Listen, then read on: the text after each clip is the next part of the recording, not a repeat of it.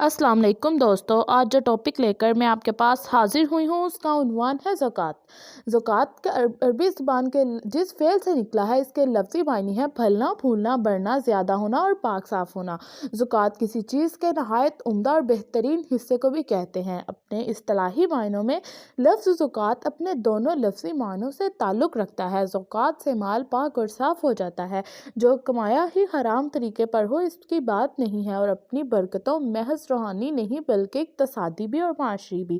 اس کے لحاظ سے یہ مال کی زیادتی کا باعث بھی بنتی ہے۔ اصطلاح میں زکوٰۃ ایک مالی عبادت ہے جس میں شریعت نے مال کی مقدار، زکوٰۃ کی شرح اور اس کے مصارف کا تعین کر دیا ہے، یعنی اپنے مال میں سے مقررہ قوانین کے مطابق ایک حصہ لازماً نکالنا۔ زکوٰۃ کے لیے قرآن کریم میں دوسرا لفظ صدقہ، اس لفظ جس کے جمع ہے صدقات، استعمال ہوا ہے۔ صدقے کا لفظ تعلق صدق، سچ سے ہے، اور صدقہ اس مال کو کہتے ہیں جو کسی کو ثواب اور نیکی کا کام سمجھ کر دیا جائے، تحفہ یا انعام یا پیشکش نہیں کے طور پر نہیں۔ اسے صدقہ اسی لیے کہتے ہیں کہ اس سے گویا انسان اپنے مالک اللہ تعالیٰ کے سامنے اپنی عبودیت اور اقرار بندگی کا سچا ثابت کرتا ہے۔ اسی لیے ہمارے نبی اکرم صلی اللہ علیہ وسلم نے صدقے کا مفہوم صرف مال دینے کی بجائے زیادہ وسیع کر دیا ہے۔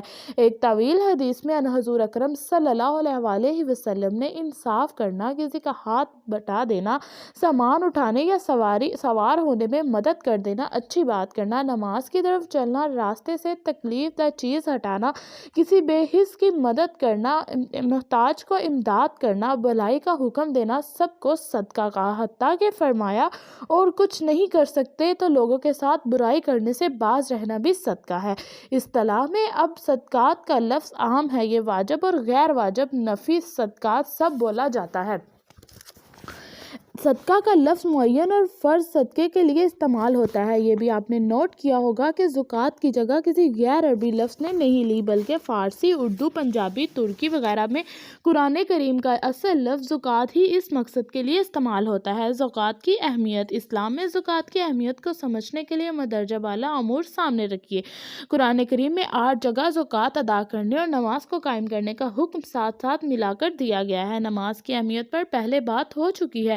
اس کے علاوہ انفاق، مال خرچ کرنا اور صدقے کے الفاظ سے بھی زکوٰۃ کا حکم متعدد جگہ آیا ہے۔ نماز کی طرح زکوٰۃ کو بھی پہلے انبیاء نے دین کا ضروری حصہ قرار دیا۔ حضرت اسماعیل علیہ السلام اور حضرت عیسیٰ علیہ السلام کے پابند زکوٰۃ ہونے کا ذکر قرآن کریم میں ہوا ہے۔ پہلی امتوں کے نیک لوگ اور اس امت کے عنداللہ بلند مرتبہ پانے والوں کو ایک خاص صفت زکوٰۃ ادا کرنا ہے اور اپنے مال میں مستحق کا حق ماننا بیان ہوئی ہے۔ ہمارے نبی اکرم صلی اللہ علیہ وسلم نے نماز کی طرح زکوٰۃ کا بھی ایک معین نظام فرمایا ہے اور اس نظام کو چلانا حکومت کا فریضہ قرار دیا ہے۔